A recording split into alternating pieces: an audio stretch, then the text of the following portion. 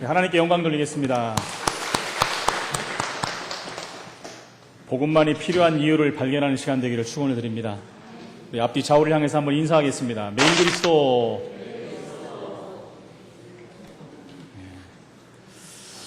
오늘은 지난주에 이어서 창세기 15장 말씀을 통해서 우리가 은혜를 받아야 되겠습니다. 제목이 아브라함과 언약을 맺으시는 하나님이시라는 제목입니다. 오늘 말씀해 보니까 이후에라는 말이 나오죠. 15장 1절에 시작하는 말씀에 이후라는 것은 아브라함이 사실은 이제 소돔과 고모라 땅이 전쟁에 휘말려서 조카 롯이 포로로 끌려갔을 때 하나님께서 또 은혜를 주셔서 318명의 가병을 이끌고 가서 전쟁에 승리하고 돌아오는 장면, 그리고 우리가 잘 아는 멜기세덱에게 11조를 바치는 장면, 그 후를 지금 말하고 있는 것입니다. 그래서 오늘 15장은 이미 창세기 12장에서 언급했던 가나안에 대한 약속의 땅, 그리고 수많은 자손들에 대한 하나님의 약속이 조금 더 구체적으로 제시되는 그런 장이라고 볼 수 있습니다. 하나님 나라 건설이라는 원대한 꿈을 사실은 함축하고 있는 장이 15장 성경입니다. 15장의 특이한 점을 본다면 하나님께서 위의 약속들을 아브라함이 간구한 것이 아니라 하나님 편에서 아브라함을 찾아오셔서 아무 조건 없이 약속들을 제시하고 계시다라는 것이죠. 이처럼 언약은 하나님과 인간 사이에 맺어진 것이지만 그 언약을 계획하시고 또 진행하시고 주도하시고 성취하시는 분이 하나님이시라는 것입니다. 하나님은 자신의 뜻을 성취하기 위해서 무조건적으로 한 인격을 택하십니다. 창세전에 영세전에 저와 여러분을 택하신 것처럼 한 인간을 택하시고 그에게 불가항력적인 은혜를 쏟아 부어주시는 것입니다. 그래서 하나님이 은혜를 주시기로 작정하면 그 누구도 거부할 수 없습니다. 그 은혜를 받으면은 우리는 그 은혜를 통해서 하나님께 영광을 돌릴 수밖에 없는, 은혜를 거부할 자도 없습니다.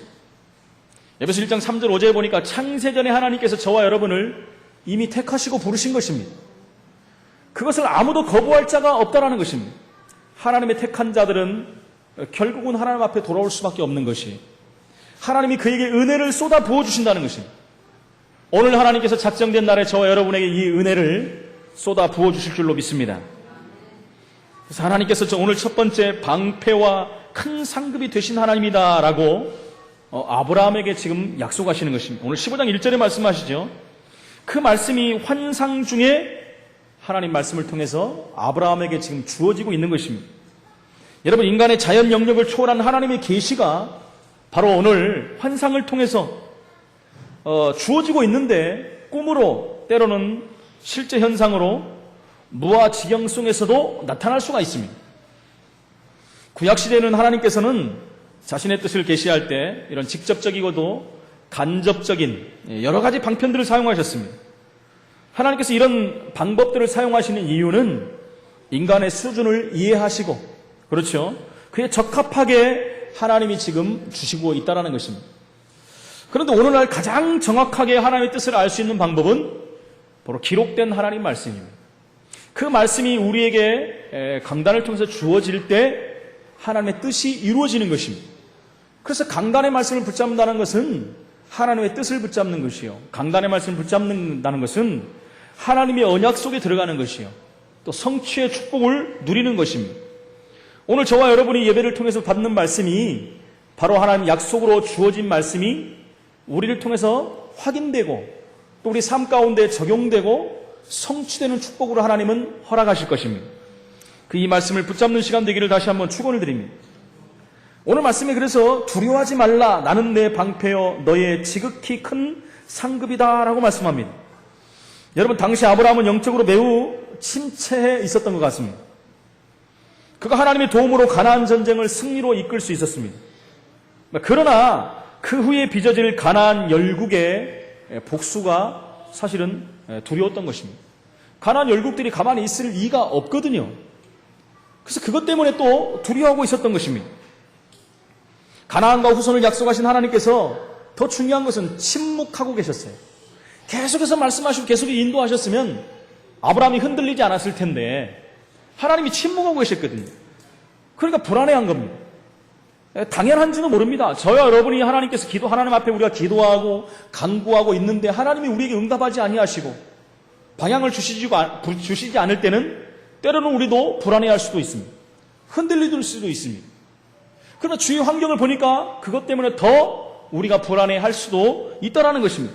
날마다 우리에게 응답이 오고 증거가 오고 그렇다면 흔들리지 않을 텐데 어떨 때는 그런 기간이 오래 갈 수도 있는 것입니다. 이때 하나님께서 찾아오셔서 친히 지금 아브라함에게 말씀을 주시고 있는 것입니다. 아브라함에게 하나님께서는 전쟁의 승리를 주셨습니다. 근데 하나님께서 이제 그를 지켜주시겠다고 말씀하는 거예요. 자꾸 흔들리니까 내가 너와 함께 하겠다라고 말씀하는 것입니다. 하나님은 우리의 보호자여 구원자가 되십니다. 요한복음 8장 44절에 우리가 사단에게 장악되어 운명과 사주팔자에 묶여 있을 때 하나님 만나지 못하고 죄 때문에 저주 가운데 묶여 있을 때 하나님은 그리스도를 이 땅에 보내주셔서 사단의 머리를 깨셨습니다. 죄와 저주에서 저와 여러분을 완전히 구원하시고 하나님 만나는 길을 열어주신 것입니다. 그 정도로 끝난 것이 아니라 우리 몸을 성전 삼고 우리 안에 우리와 함께 하시겠다고 말씀하시고 지금도 저와 여러분 속에 함께 하신 줄로 믿습니다. 요한복음 14장 26절 27절에 보니까 우리의 삶을 친히 지키시고 도와주시고 생각나고 가르치게 하시겠다라고 했고 더 중요한 것은 우리에게 평안을 주시겠다고 말씀합니다. 여러분 불안한 마음에 평안을 주시는 하나님이십니다. 여러분 우리에게 평안이 있으면 우리는 승리할 수 있습니다. 사람들이 왜 힘들고 어렵습니까? 마음에 평안이 없기 때문에 그래요. 마음이 불안하고 초조하고 염려가 되고 근심이 되니까 자꾸 실수하고 염려하고 근심하다가 무너질 수밖에 없다라는 것입니다. 아브라함이 오늘 오셔서 하나님 말씀합니다. 너의 지극히 큰 상급이다 라고 말씀합니다. 아브라함이 전쟁을 치르면서 사실은요 많은 재산을 사용했어요. 여러분 318명의 가인을 이끌고 전쟁을 했다면 군수물자가 들어갈 수밖에 없지 않습니까? 그것도 나라에서 지원하는 것도 아니고 아브라함 가문에서 지금 전쟁을 일으킨 건데요. 318명의 군수물자 하면 대단한 거 아니겠습니까, 여러분? 그 군수물자를 다 사용하는 데 있어서 돈이 얼마나 많이 들어갔겠습니까? 경제적인 손실이 많았다라고 우리는 볼 수 있지요.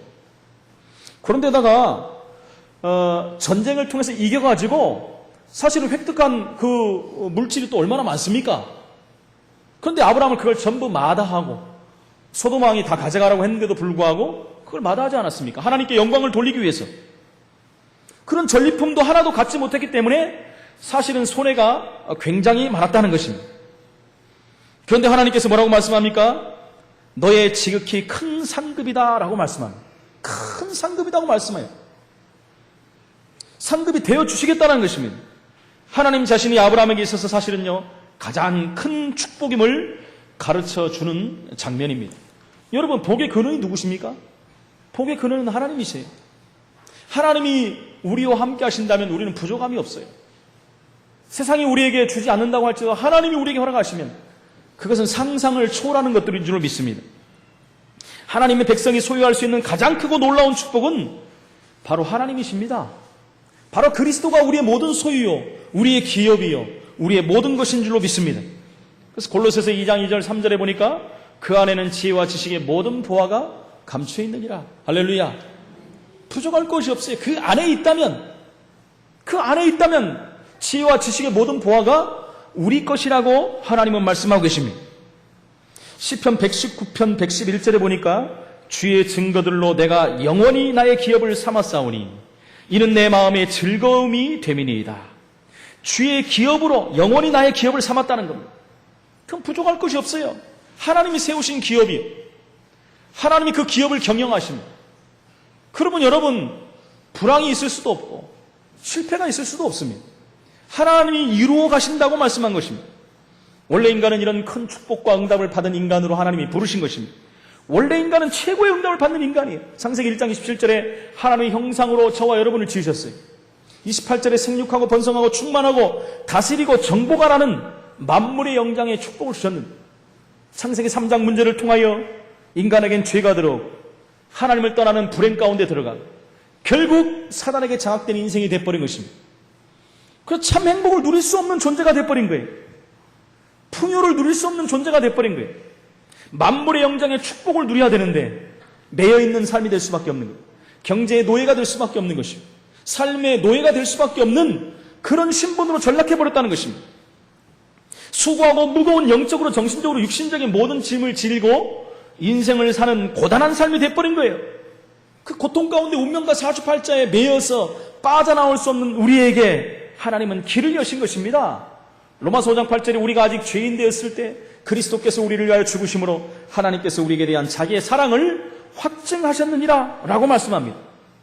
그 말씀대로 오셔서 요한복음 19장 30절에 십자가에 죽으시고 다 이루었다 말씀합니다. 다 끝냈다는 것입니다. 부족함이 없다라는 것입니다. 여러분, 전능자 하나님은 부족한 분이 아니십니다. 그리스도는 모든 문제 해답이십니다. 모든 문제 해결자이십니다. 우리 인생의 모든 문제를 십자가에서 단번에 끝냈다라고 말씀합니다. 그분이 그리스도입니다. 마태복음 16장 16절에 주는 그리스도시요 살아계신 하나님의 아들이십니다. 지금도 저와 여러분이 그리스도를 고백할 때마다 하나님의 이 응답의 축복을 허락하실 줄로 믿습니다. 바요나 시몬아 내가 복이 있구나. 이를 내게 알게 한 것은 혈육이 아니요 하늘에 계신 내 아버지시니라. 이 반석 위에 내 교회를 세울 것이다. 내 반석 위에 내가 교회를 세울 것이다. 할렐루야. 정확한 예수 그리스도를 고백하는 저와 여러분에게 여러분의 반석 위에 교회를 세우겠다고 말씀합니다. 음부의 권세가 너를 해치 못할 것이다. 흑암세력 악한 영들이 너희를 건들지 못할 것이다. 천국 열쇠를 내게 줄 것이다 라고 말씀합니다. 원래 인간의 축복을 회복한 것입니다. 최고의 응답 속에 하나님이 우리를 부르신 것입니다. 로마서 10장 13절에 누구든지 주의 이름을 부르는 자는 구원을 얻으리라. 사람이 마음으로 믿어 의에 이르고 입으로 신함으로 구원에 이르느니라. 우리의 노력과 열심히 구원 얻는 여러분 기준이 아닙니다. 우리가 하는 모든 것 가지고 구원을 얻을 값 있는 것은 단 한 가지도 없는 것입니다. 요한복음 1장 12절에 영접하는 자 곧 그 이름을 믿는 자들에게는 하나님의 자녀가 되는 권세를 주셨다 그랬어요. 여러분, 다른 것이 없습니다. 행위가 아닙니다. 열심과 노력이 아닙니다. 여러분, 그게 필요하지 않는다는 거 아닙니다. 그러나 구원 얻을 수 있는 값 있는 것은 안 된다는 거예요. 어떻게 해요? 믿으면 되는 것입니다. 오직 믿음으로 말미암아 구원을 얻는다고 성경은 말하고 있는 것입니다. 우리가 구원 얻는 하나님 자녀가 됐을 때 이제는 우리는 그리스도 안에 복음 안에 있는 삶으로 바뀌었어요. 그래서 그 안에는 지혜와 지식의 모든 보화가 감추어 있다라고 말합니다. 우리에게 또 요구하는 것입니다. 감추어 있기 때문에 찾아내야 되는 것입니다. 우리에게 주시는 모든 축복을 우리는 찾아 누리는 것이 바로 신앙생활인 줄로 믿습니다.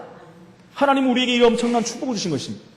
하나님은 우리의 기업이시요 우리의 반석이시요 우리의 큰 상급이신 줄로 믿습니다. 하나님이 바로 아브라함에게 오셔서 나는 너의 큰 상급이요 방패라고 말씀하는 것입니다. 이 응답을 찾아 누리는 저와 우리 모든 성함 식구들이 되시기를 예수 이름으로 축원을 드립니다. 하나님께서는 두 번째 후손을 아브라함에게 다시 한번 약속하십니다. 오늘 15장 4절로 5절에 말씀하시고 계십니다.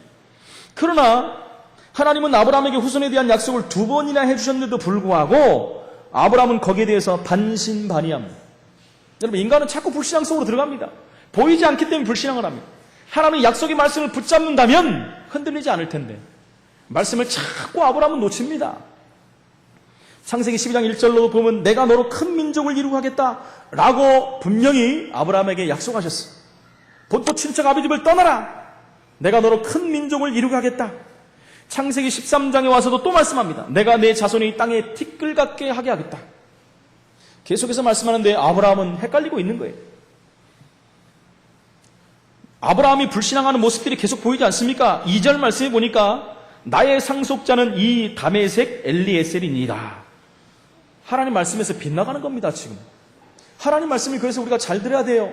하나님 말씀에서 빗나가요. 하나님 분명히 내 씨로 말미암아 그랬거든요. 다른 씨가 아닌 네 씨로 말미암아 분명한 약속을 주셨는데도 불구하고 나의 상속자는 이 다메섹 엘리에셀입니다. 여러분, 어떨 때는 우리가 환경을 바라보고 돌아가는 상황을 바라보고 하나님 말씀을 보니 안 믿어질 때가 있어요. 상황이 정말 맞는데요. 지금 환경이 지금 맞아 돌아가는데요. 거기다가 그 억지로 하나님 말씀을 끌어다가 맞추는 경우가 있다는 거예요. 하나님 말씀을 내 말씀으로 만들어버려요. 여러분, 절대 그런 우를 범하면 안 됩니다. 하나님 말씀을 말씀대로 100% 믿어야 돼요. 분명히 내 씨로 말미암아라고 했는데 아브라함은 오늘 뭐라고 합니까? 이 다메섹 엘리에셀입니다. 아브라함은 이 엘리에셀을 그 정도로 신임했다는 말. 엘리에셀이 누굽니까? 집에서 자기 집에 있는 종이거든요. 종을 통해서 하나님이 하시겠다고 말씀한 적이 없어요. 그런데 아브라함은 지금 착각하고 있는 것입니다. 아브라함은 하나님의 약속을 불신앙하고 있는 것입니다. 왜 그렇습니까? 아브라함은 아직 연약한 존재예요. 아직도 부족합니다. 연약하기 때문에 자꾸 불신앙하는 겁니다. 3절에 말하죠.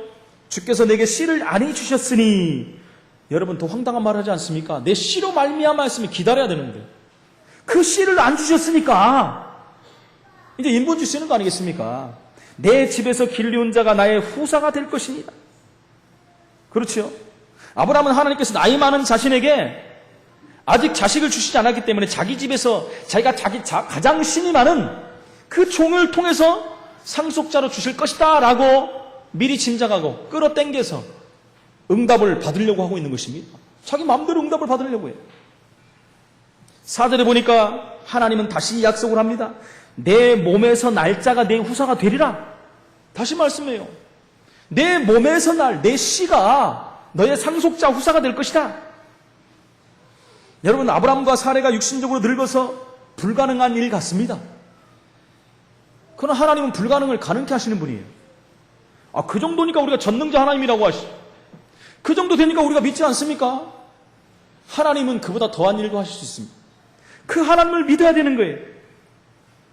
그러면서 21장 2절 3절에 보니까 결국은 하나님의 시간표 가운데 사레의 몸을 통해서 하나님은 100세 된 아브라함을 통해서 하나님은 그 후사를 허락하지 않습니까? 그 말씀대로 하나님은 언약대로 약속을 하시는 거예요. 그 아들로 말미암아 셀 수 없이 많은 자손을 얻게 되리라고 약속하십니다. 네가 한번 밖에 나가서 하는 별을 한번 봐봐라. 자꾸 별 얘기하잖아요. 별 하나 나 하나가 아니라 하나님 별을 통해서 보는 거예요. 지금 네가 저 별을 셀 수 있나 한번 세봐라. 그 엄청난 수의 후손들을 너에게 허락하실 것이다. 여러분, 이 약속은 육신적인 측면에서 아브라함의 후손이 많아질 것이다 라는 말도 됩니다. 그 말도 되고요, 궁극적으로는 그의 영적인 후손이 창대하게 될 것이라 라고 지금 말씀하는 것입니다. 로마서 4장 16절에 보니까 그러므로 상속자가 되는 그것이 은혜에 속하기 위하여 믿음으로 되나니 이는 그 약속을 그 모든 후손에게 굳게 하려 하심이라. 율법에 속한 자에게 뿐만 아니라, 무슨 말입니까? 구약에 있었던 그 자손들, 아브라함의 육신적인 자손들 뿐만 아니라 아브라함의 믿음에 속한 자에게도 그러하니 아브라함은 우리 모든 사람의 조상이니라. 영적으로 여러분, 저와 여러분의 조상이 아브라함입니다. 믿습니까? 우리의 가장 맨 위의 조상이 누구라고요? 아담과 하와. 여러분, 단군이 아니고요. 지금도 어떤 예수 믿는 사람들은 물어보면 우리의 최고의 위의 시조가 누굽니까? 그러면 단군이래, 단군. 우리의 최고의 시조는 누구예요? 아브라함이 아니고 아담과 하와. 믿음의 조상은 누구라고요? 아브라함. 확신하시기 바랍니다. 영적으로 하나님이 우리를 그렇게 만드셨다는 것입니다. 그래서 우리는 지금요, 영적인 이스라엘이에요, 여러분. 하나님의 유업을 받은 자, 전 세계를 정복할 전도자입니다. 최고의 응답받는 하나님의 자녀로 우리를 부르셨어요. 이 응답을 누리시기를 확신하시기를 축원을 드립니다. 다시 말하면 아브라함의 씨라 일컬어지는 메시아를 통해서 구원을 얻게 된 하나님의 나라의 백성이 많아지게 될 것을 말합니다. 그러니까 예수 그리스도를 통해서 구원받는 모든 자가 아브라함의 후손이 되는 거예요. 6절에 보니까 아브라함이 여호와를 믿었다라고 나옵니다. 갑자기 이 말이 나와요. 아브라함이 여호와를 믿으니 여호와께서 이를 그의 의로 여기시고, 무슨 말입니까? 의인으로 여겼다. 의인으로 취급하셨다란 말입니다. 간단합니다, 여러분. 하나님의 언약을 믿어버리면 되는 것이에요. 언약 뭘 믿었다는 것입니다. 지금 하나님이 말씀하시는 4절, 5절 말씀을 믿었다라는 거예요. 하나님에 대한 확신과 후손에 대한 소망을 하나님의 말씀에 근거해서 다시 믿은 것입니다. 그때 하나님은 다시 그것을 의로 여겼다. 로마서 1장 17절에 오직 의인은 믿음으로 말미암아 살리라 함과 같으니라. 오직 의인은 다른 것을 사는 게 아니라 믿음으로 사는 거예요. 믿음으로 말미암아 사는. 바로 사도 바울은요, 하박국 2장 4절 의인은 그의 믿음으로 말미암아 살리라는 말씀을 또 언약으로 붙잡은 것입니다. 그 말씀이 언약에 체험된 거예요. 사도 바울이 예수가 그리스도는 사실을 믿음으로 말미암아 의인이 된 사실을 성경을 기록하면서 또 한 번 확인하는 것입니다. 그래서요, 갈라디아서 3장 11절에 또 하나님 앞에서 아무도 율법으로 말미암아 의롭게 되지 못할 것이 분명하니, 여러분, 율법으로는 의롭다함을 여길 수가 없어요.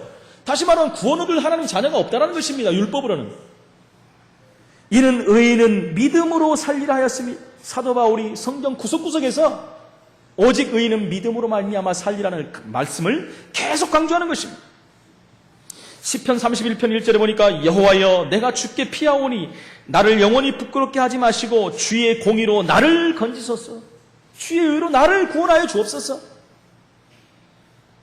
여러분, 노아는 당대 의인이라고 그랬어요. 의인. 하나님이 의롭다 말씀한 것입니다. 당대에 그래서 완전한 자다 그랬어요. 저와 여러분은 구원받은 하나님 자녀이기 때문에 완전한 자입니다. 믿습니까? 나는 의인이 완전한 자다라고 말하고 다니면 안 되지만 하나님께서 저와 여러분을 그렇게 여기셨어요. 거기에 대한 자부심을 가져야 돼요, 여러분. 여러분, 부족한 사람은 누굽니까? 죄 가운데 있는 사람들이에요. 부족한 사람은 누굽니까? 하나님 떠나 있는 자들이에요. 부족한 사람은 누굽니까? 사단에게 장악되어 운명과 사주팔자에 묶여있는 자가 부족한 자입니다. 완전한 자는 누굽니까? 거기서 벗어난 자예요. 의인은 누굽니까? 그리스도로 말미암아 의롭게 된 자들입니다. 저와 여러분이 그런 자들인 줄로 믿습니다. 거기에 대한 확신을 가지셔야 돼요. 여러분, 오직 의인은 믿음으로 말미암아 살리람과 같으니라. 이 말씀이 어거스틴의 가슴 속에 심장 깊은 곳에 비수와 같이 꽂혀버렸어요. 방황하던 어거스틴이 새로운 인생이 시작된 것입니다. 회심하고 다시 복음 앞에서 하나님 앞에 시작되는 인생으로 성 어거스틴이라 부를 만큼 하나님 앞에 쓰임받는 인물이 된 것을 우리는 볼 수 있습니다. 요한 웨슬레도 마찬가지입니다. 감리교의 창시자였던 요한 웨슬레도 이 말씀을 언약으로 붙잡고 큰 체험을 한 것입니다. 그렇다. 의인은 믿음으로 말미암아 사는 것이다. 다른 것으로 사는 것이 아니라는 것입니다. 여러분, 우리의 노력과 열심이 필요한 것이 아닙니다. 구원 얻는 데는, 이런 말을 했더니 또 노력도 안 하고 열심도 안 하시면 안 되고요. 구원 얻는 데 있어서 말하는 것입니다. 여러분, 우리가 잘 아는 종교 개혁자 루터는 어떤 사람입니까? 루터가 신학을 깊이 공부할 때, 공부를 하면 할수록 신학교에서요, 인간을 구원하는 방법에 대해서 의심이 생긴 겁니다. 의심이 생겨요. 무슨 의심입니까? 자꾸 행함을 구원의 조건으로 가르치기 때문입니다. 자꾸 행함을 구원의 조건으로 가르쳐요. 여러분, 행함은 따라오는 거예요. 행함이 필요 없다라는 것이 아닙니다. 야고보서 보고 사람들이 자꾸 헷갈려요. 행함이 없는 믿음은 죽은 믿음이다. 죽은 믿음이 뭡니까? 구원 얻지 못하는 믿음이다. 그러면서 행함 쪽으로 자꾸 가져가요, 여러분. 여러분, 행함은 구원과, 여러분, 우리가 구원과 행함, 그것은요, 양바퀴와 같은 것입니다. 그 어떤 것도 중요하지 않은 것이 없어요. 구원 얻고 하나님 자녀가 되면 당연히 따라오는 거예요. 믿음 안에서 행함은 따라오는 거예요. 정말 이 사람이 구원받은 자냐 아니냐는 것은 행함을 통해서 열매로 보여진다는 것이죠. 그러면 여러분, 이렇게 한번 생각해 보십시오. 제가 이거 가지고 어떤 신학자하고 깊이 한 얘기를 한 적이 있었어요. 너무 안 맞아가지고 얘기를 하다가 말았는데, 제가 그런 얘기도 해봤어요. 그렇다면 이 사람이 구원받고 금방 구원받았는데 행함이 바로 나타날 수가 있겠느냐? 그건 어떻게 해석할 것입니까? 그럼 바로 구원받고 행함이 없는 상태에서 죽어버렸다. 이 사람이 난감해하더라고요. 좀 이렇게 좀 유명한 분이시거든요.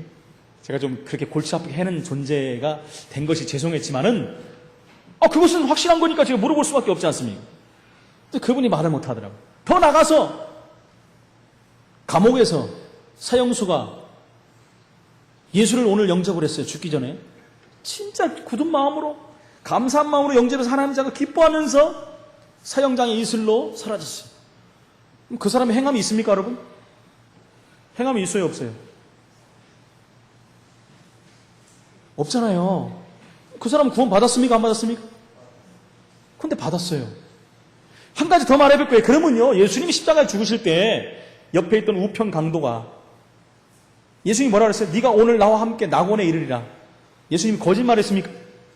그 사람이 무슨 행함이 있어요? 강도짓 하다가 지금 죽었는데, 강도짓 하다가 지금 십자가에 못 박혀 죽었어요. 죽기 전에 예수를 믿었어요. 그분은 행함이 없어요. 그럼 예수님이 거짓말장이죠. 저는요, 그분들한테 정말 묻고 싶어요. 당신은 그럼 행함으로 구원받습니까? 여러분, 아닌 것 같이 교묘하게 묘하게 끌어가요.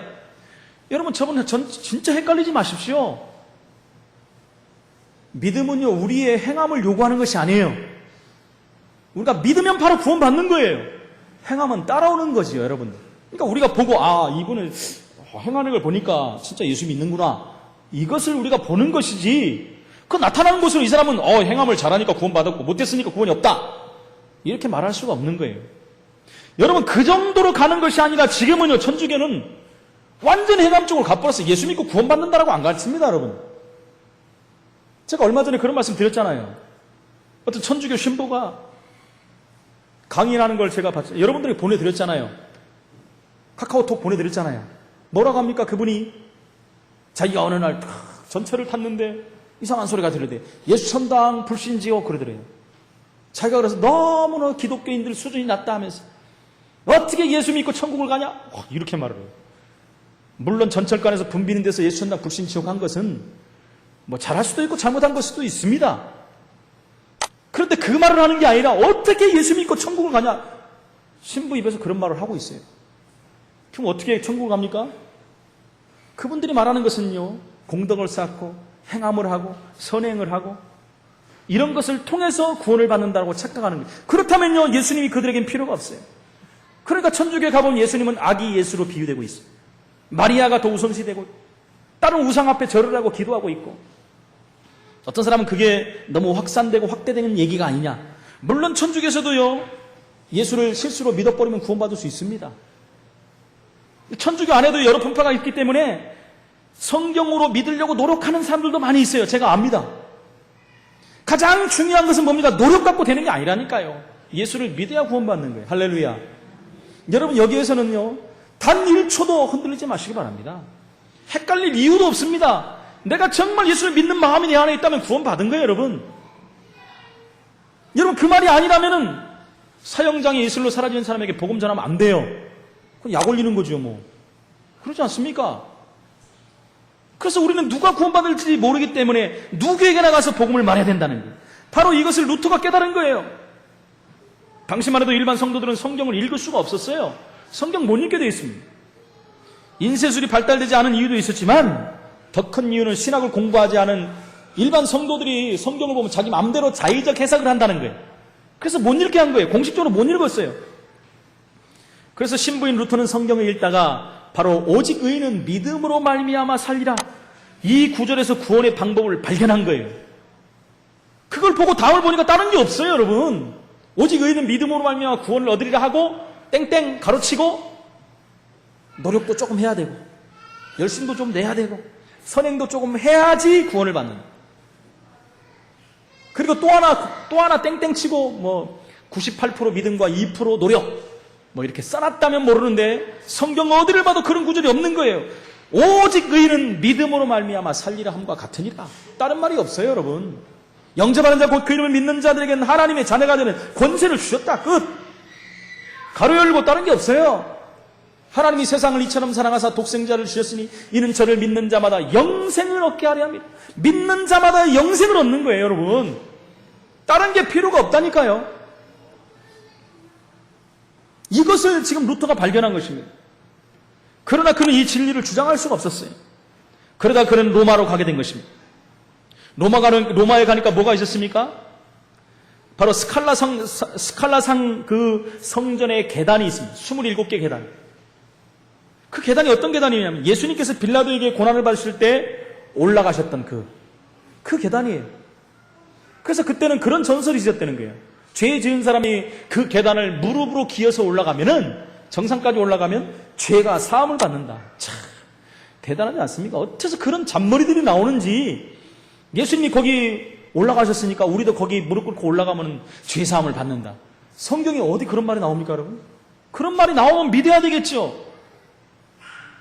그런 것이 정설이 되고 진실이 되니까.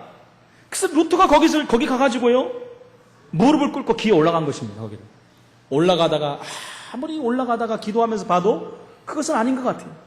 그때 또 반쯤 올라가다가 오직 의인은 믿음으로 말미암아 살리라가 자기 마음에 탁 부딪혀 온 거예요. 그렇다. 오직 의인은 믿음으로 사는 것이지 무릎으로 기어 올라가고 내 공덕과 선행으로 수행을 해갖고 구원받는 것이 아니라 크게 깨달음을 얻고 결국은요, 그가 확신을 가지고 종교 개혁을 일으킨 것입니다.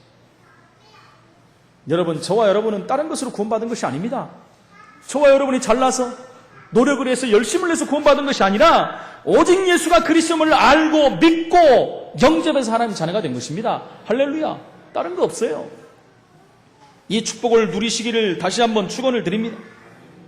세 번째는요, 가나안 땅을 아브라함에게 약속했습니다. 15장 7절 21절에 오늘 8절에 보니까 주 여호와여 내가 이 땅으로 업을 삼을 줄을 무엇으로 알리까 그랬어요. 또 약간 불신앙하는 말을 하죠. 네, 틈만 나면 불신앙. 꼭 저 같아요, 여러분. 틈만 나면 불신앙하려고. 틈만 나면 헷갈리려고 이렇게. 육신이 자꾸 불신적으로 이상하게 가요. 보여지지 않으면. 여러분, 하나님이 지금 한두 번 말씀합니까? 여러분, 제가 강단에 지금 한두 번 말씀합니까, 여러분에게? 근데도 강단에서 돌아와서 내려가고 집에 가고 일주일 살다 보면 완전히 바뀌어서 와요. 희한해요. 우리 인생이 원래 인간이 그런 인생이 아닌데 창세기 3장을 겪고 난 다음에 이상한 쪽으로 우리는 발전이 돼버렸다는 것입니다.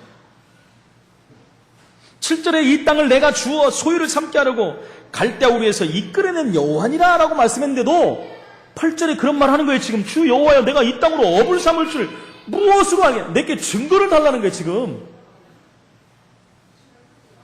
여러분, 사실은 그 땅에는 아브라함만 있었던 것이 아닙니다. 많은 족속들이 있었어요. 오늘 19절로 21절에 봤지 않습니까? 많은 열 족속들이 지금 그 땅에 포진하고 있었어요. 그걸 보니까 두려운 거예요. 그 사람들이 이미 정복하고 있는데. 바로 이런 환경을 아브라함이 쳐다보고 불신앙이 생깁니다. 때로는 이런 환경이 우리 앞을 가로막을 수도 있습니다. 불신할 수밖에 없는 환경들이 우리 앞에 올 수도 있습니다, 여러분. 도대체 빛이 안 보일 때가 있습니다. 하나님 말씀을 맞는데, 언약은 우리에게 주어졌는데, 여러분, 우리에게 일곱 현장을 우리 하나님께서 우리에게 허락하셨는데, 아무것도 안 보여지는 것 같아요, 어떨 때는. 전도의 문도 안 열리고, 우상은 더욱더 심해지는 것 같고, 이단과 사이비가 극심하게 막 돌아다니고 있고, 복음운동 안 일어나는 것 같고, 어떨 때는 헷갈릴 때도 있고요. 야, 이래가지고 일곱 현장 복음화가 되겠나? 우리 집도 복음화 안 되는데. 이럴 수가 있다는 거예요. 불신할 수가 있다는 거예요. 하나님 말씀은 언약으로 떨어졌는데. 한두 번 준 말씀이 아닌데. 여러분, 보여지지 않는다고 해서 언약이 희미해지고 없어지는 거 아닙니다. 하나님의 언약은 신실합니다. 하나님의 언약하시면 하나님은 반드시 성취할 수밖에 없다는 거예요. 이 언약을 붙잡아야 되는 거예요. 아브라함이 하나님 앞에 증거를 요구한 것입니다. 여러분, 체험은 우리의 믿음을 통해서 오는 것이지만 증거를 요구하는 것은 불신앙입니다, 여러분. 하나님께 뭔가 다 증거를 줘봐라. 하나님이 기가 막히시죠. 근데 하나님은 신실한 하나님. 하나님은 얼르고 달래서 또 데려가십니다. 그래서 오늘 보니까요, 9절에 보니까 하나님은 아브라함에게 언약을 확인시켜주는 언약 예식을 지시하죠. 오늘 잘 알듯이 뭐랍니까? 3년 된 암염소, 3년 된 거, 순양, 산비둘기, 집비둘기, 그 새끼들 다 가져와라. 쪼개라. 언약식 하겠다는 거예요. 내가 보여주겠다. 다 쪼갰어요. 그게 무슨 의미입니까, 여러분? 그 고대 근동 지방에서는요, 언약을 할 때요, 동물을 반으로 쪼개가지고 그 사이로 지나갑니다. 이렇게. 여러분, 굉장한 의미가 있어요. 이 언약을 어길 시에는 이와 같이 쪼개질 것이다. 여러분, 언약이 더욱 중요한 겁니다. 현대인들이요, 서로의 약속을 그것도 없이 막 깨는 사람들이 너무나 많아요. 여러분, 고대 근동지방에서 믿지 않는 사람들이 이렇게 했다니까요. 그러니까 그 근동지방의 풍습대로 지금 하나님이 하시는 거예요, 지금. 언약이처럼 중요한데 내가 이렇게 하겠다. 그리고 나서 나중에 보니까 횃불이 지나갔다. 그랬어요. 하나님이 지나가시는 거예요. 하나님이 친히 지금 하시는 거예요. 여러분, 이거 뭘 의미합니까? 하나님은 완벽한 언약을 지금 주시고 계시는 거예요. 안 믿으니까 하나님은 더 중요한 것을 지금 보여주시는 것입니다.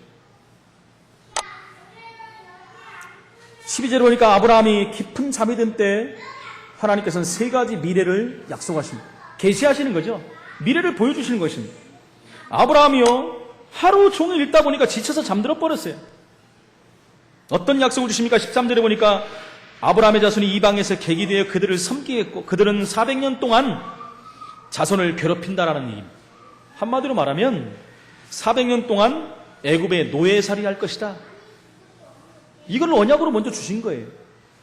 여러분, 이 말씀으로 끝나버리면 고통스럽지만은 그 다음에 또 메시지를 주지 않습니까? 14절에 보니까 하나님께서 아브라함의 자손이 섬기는 나라를 징벌하고 그 후에 아브라함의 자손이 큰 재물을 이끌고 나오게 된다는 것입니다. 출애굽 사건이죠. 복음 가진 한 사람 모세를 세워가지고 10가지 기적을 통해서 거기서 출애굽하는 것. 그것을 미리 지금 약속하고 있는 것입니다. 그러면서 세 번째 15절입니다. 아브라함이 장수하다가 평안히 조상에게로 돌아가 장사될 것까지 약속합니다. 아브라함이 죽으실 날까지도 지금 약속하시는 거예요. 하나님께서 저와 여러분에게 7 현장에 대한 약속, 세계복음의 약속을 주셨고요. 그것을 이루어가기 위해서 하나님은 우리에게 매일 강단을 통해서 말씀을 주십니다. 그 말씀을 약속으로 붙잡아야 된다는 거예요. 그래서 우리가 세계복음을 이루어가고 7지역 복음화 민족과 세계를 살리는 그 언약을 성취하기 위해서는 우리에게 주신 강단의 말씀을 늘 붙잡아야 돼요. 그 강단이 모여서 세계복음화를 이루어가시는 거예요. 근데 강단을 놓치면 안 되겠지. 아브라함을 잠들게 하고 주셨던 약속처럼 저와 여러분에게 약속을 하나님 늘 확인하고 주신다는 것입니다.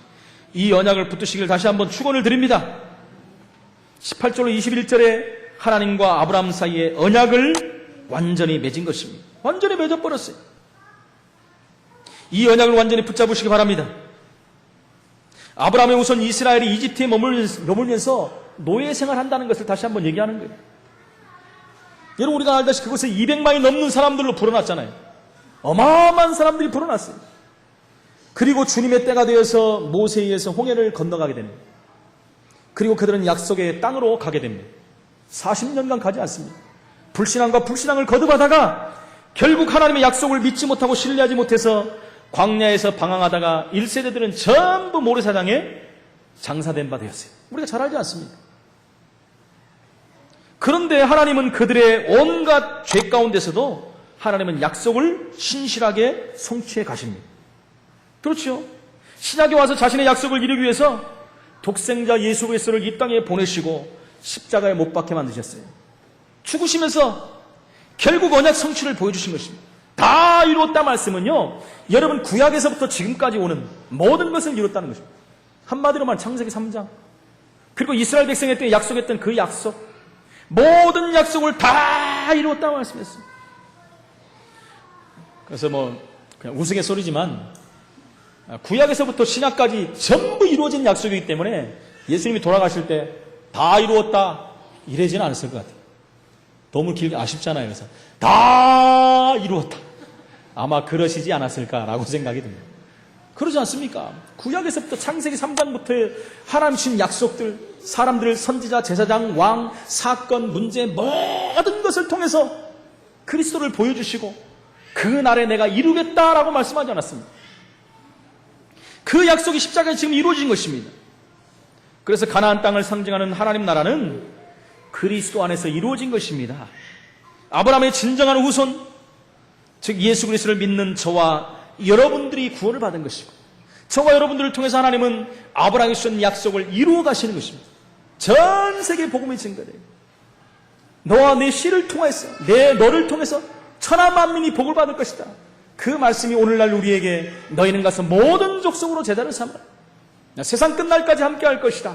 이 언약이 오늘 우리에게 우리의 언약으로 주어진 줄로 믿습니다. 이 언약을 붙드시기를 축원을 드립니다. 결론적으로 말씀드립니다. 우리가 이 언약을 붙잡고 가는데 우리를 막을 것들은 없습니다. 여러분, 흔들리지 마시기 바랍니다. 언약은 반드시 이루어집니다. 그래서 하나님은 오늘도 우리에게 너의 방패가 될 것이다 하고 말씀합니다. 방패는 뭡니까? 우리를 보호하시겠다는 거예요. 우리를 인도하시겠다는 것입니다. 굳건한 반석이신 그리스도 안에서 이 놀라운 축복을 누리시기를 축원을 드립니다. 하나님은 우리의 큰 상급입니다. 세상이 그 어떤 것과도 바꿀 수 없는 나의 분기시요 나의 소유가 되시고 나의 기업이신 줄로 믿습니다. 우리는 이제 우리의 삶이 언약 안에서 삶이 돼야 돼요. 하나님의 언약을 붙잡고 언약 성취되는 축복을 누리는 증인으로 서야 된다는 것입니다. 이것이 저와 여러분을 통해서 하나님은 하시고자 하는 일이고요. 하나님의 날에 그 시간표에 반드시 성취된 날이 올 줄로 믿습니다. 아브라함과 언약을 맺으신 하나님이 저와 여러분과 언약을 맺으셨습니다. 그 언약은 반드시 성취될 것입니다. 하나님이 성취하실 것입니다. 이 언약 붙잡고 언약 성취의 축복을 드리는 우리 모든 성한 공동체 식구들이 되시기를 예수 이름으로 축원을 드립니다. 우리의 방패와 큰 상급이 되신 하나님, 하나님의 그 크신 사랑과 은혜를 인하여 감사를 드립니다. 하나님, 우리에게 또한 후손을 약속하시고 내 씨로 말미암아 세계복음화를 이룰 것이라는 그 언약, 그 그리스도의 언약을 붙잡게 하시고 이제는 하나님이 주신 가나안 땅의 약속을 우리 안에서 성취시킨 하나님께서 이제 민족과 세계를 살리며 미래를 살리며 우리의 이 율법 현장을 살리는 증인으로 부르신 것을 감사를 드립니다. 하나님의 언약 안에 성취는 그날까지 요동하지 아니하게 하시고 흔들리지 아니하게 하시고 언약 붙잡고 성취는 축복을 드리는 하나님의 백성들이 될 수 있도록 성령으로 역사하여 주옵소서. 주 예수 그리스도 이름으로 기도합나이다. 아멘.